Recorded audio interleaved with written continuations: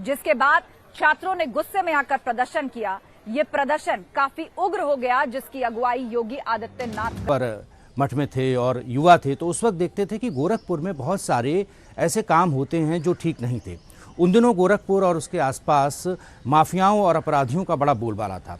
तो ऐसे में वहाँ पर योगी जी के पास शिकायत आती थी, ये जाते थे, उनका निराकरण करते थे। तो धीरे धीरे उन्हें महसूस हुआ कि राजनीति में आना चाहिए, क्योंकि इसकी ताकत बहुत ज़्यादा है, और वहीं से उनका सफ़र शुरू हुआ।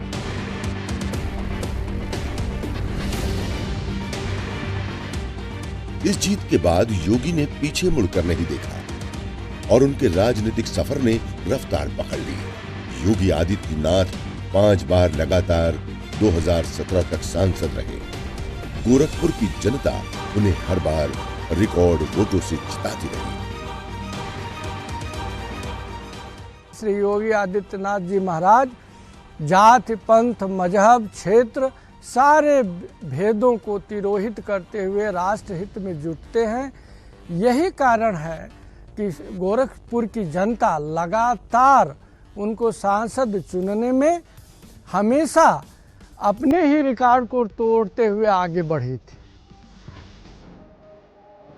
योगी ने जब गुरु गोरक्षनाथ मंदिर के उत्तराधिकारी के तौर पर कार्यभार ग्रहण किया, तो उन पर महाराणा प्रताप शिक्षा परिषद के तहत चल रहे स्कूल कॉलेजों और गोरक्ष पीठ के प्रबंधन की जिम्मेदारी भी आ गई।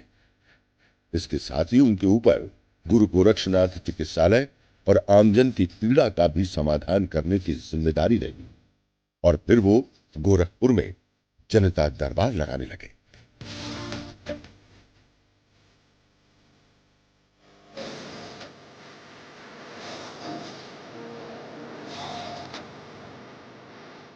गोरखपुर की सियासत में गोरक्षपीठ का दखल सीधे तौर पर रहा है। वहीं गोरक्षपीठ की तरफ से शिक्षा की अलख जगाने की कोशिश भी लगातार जारी रही। महाराणा प्रताप शिक्षा परिषद की स्थापना साल 1932 में हुई। आज इसके 50 से ज्यादा स्कूल चलते हैं। एक संस्कृत विद्यालय गोरक्षपीठ परिसर में ही मौजूद है, जिसमें खाना, शिक्षा सब मुफ्त है। गरीब परिवार के करीब 600 बच्चे स्कूल परिसर में ही रहते हैं। गोरक्षपीठ में गायों के लिए गौशाला भी है। योगी आदित्यनाथ यहां गायों की सेवा करते हैं। मार्च 2016 में गोरखनाथ मंदिर में हुई भारतीय संत सभा की चिंतन बैठक में आरएसएस के बड़े नेताओं की मौजूदगी में योगी आदित्यनाथ को मुख्यमंत्री बनाने का संकल्प लिया गया। 2017 में बीजेपी को प्रचंड बहुमत मिला तो सीएम के लिए कई चेहरे दावेदार थे, लेकिन बाजी योगी आदित्यनाथ के हाथ लगी।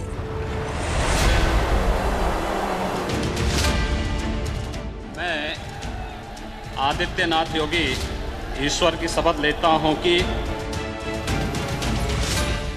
325 के लगभग सीटें इनको मिली।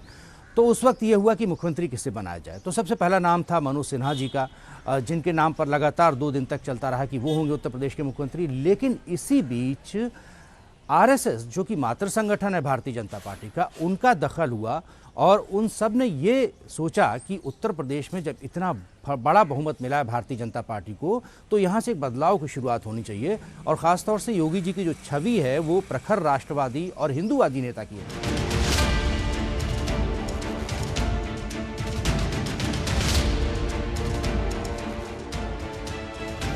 45 की उम्र में मुख्यमंत्री बनने वाले योगी आदित्यनाथ ने अपने फैसलों से अपनी राजनीतिक इच्छा को जाहिर कर दिया।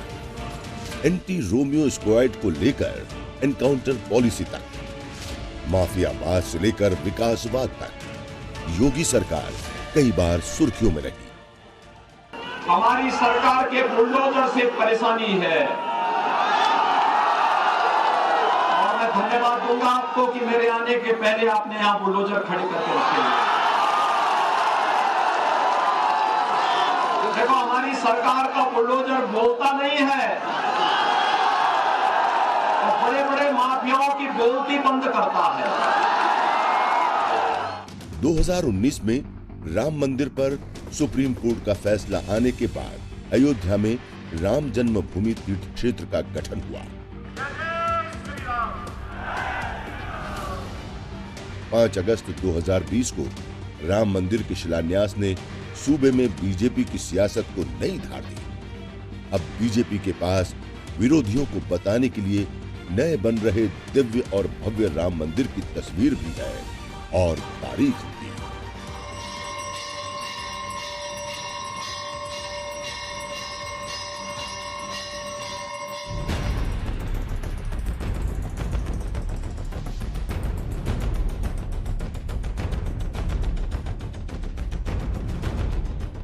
कोविड की महामारी ने जब पूरे विश्व को झकझोर कर रख दिया, तब देश में सबसे बड़ी जनसंख्या वाले सूबे में कोविड प्रबंधन पर योगी आदित्यनाथ की तारीफ देश ही नहीं दुनिया में भी हुई।